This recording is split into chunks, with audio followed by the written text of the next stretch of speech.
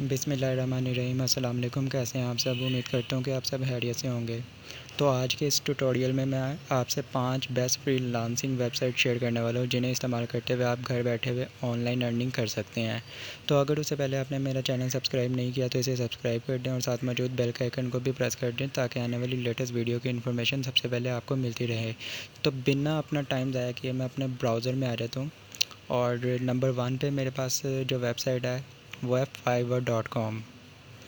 Number 2 पे मैं आपके साथ शेयर करने वाला हूँ peopleperhour.com। और इसी तरह नंबर 3 पे मेरे पास जो वेबसाइट है वो है freelancer.com। नंबर 4 पे जो वेबसाइट है मेरे पास वो है upwork.com।